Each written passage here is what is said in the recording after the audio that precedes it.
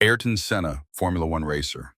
May 1st, 1994, the Formula One world watched one of its greatest tragedies unfold. Ayrton Senna was a three-time world champion, a legend. But that weekend in Imola, Italy, felt different, dark. Other drivers had already crashed during practice.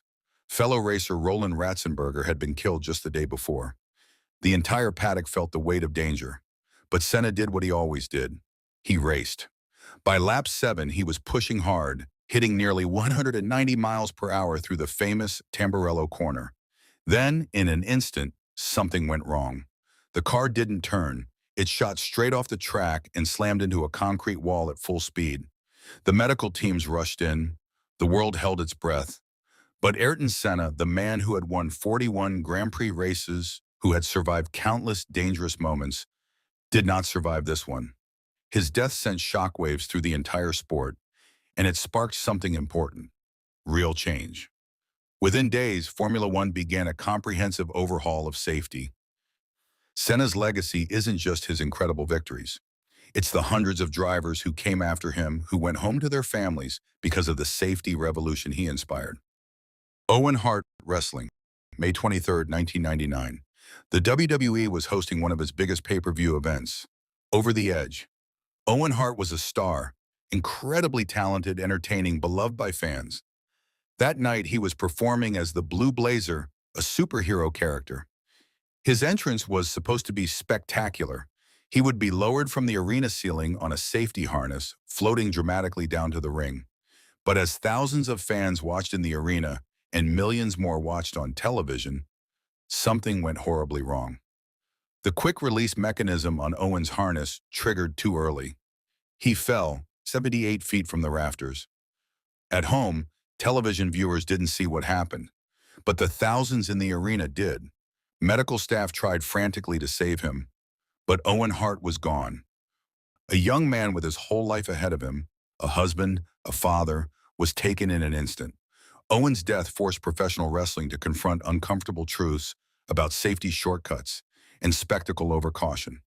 Philip Hughes, cricket, November 25, 2014, a domestic cricket match in Sydney, Australia.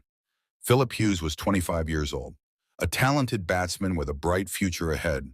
He was on his way to becoming one of Australia's great cricketers.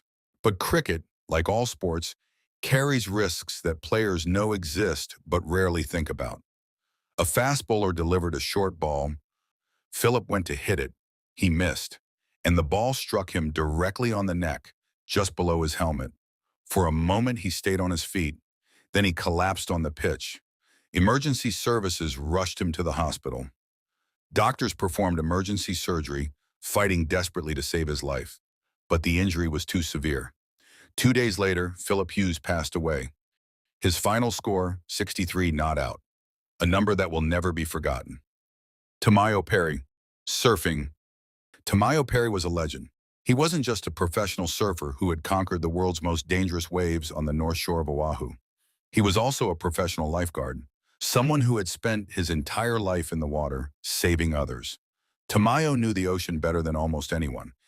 But the ocean, as beautiful as it is also untamed and unpredictable. June 2024, a location that might seem like paradise to most, the waters off Goat Island, Hawaii. While surfing that day, Tamayo was attacked by a shark. Fellow lifeguards immediately rushed out on jet skis to rescue their friend and colleague. They brought him back to shore as quickly as they could, but the injuries were too severe. The man who had saved so many lives as a lifeguard couldn't be saved. The surfing world lost one of its most beloved figures to the very ocean he loved.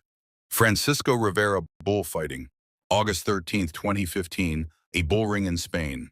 Francisco Rivera came from a family with a centuries-long tradition in bullfighting. For generations, Riveras had entered the ring. It was their legacy, their passion. Francisco was part of that tradition. Bullfighting is, by its very nature, one of the most dangerous sports in the world. The matador faces an animal that weighs nearly a ton, with horns, strength, and instinct, driving it to fight for survival. Every time a bullfighter enters the ring, they're taking a massive risk. During a performance, the bull charged unexpectedly. Its horn caught Francisco in the thigh, causing severe trauma and heavy bleeding. He was rushed to the hospital for emergency surgery. The medical team fought to save him. But on August 26th, just 2 weeks after his performance, Francisco Rivera passed away at 32 years old. Unlike other sports that were quick to implement safety changes, bullfighting is deeply tied to tradition and culture. Hit that subscribe button, because we always tell true stories. We honor the real heroes.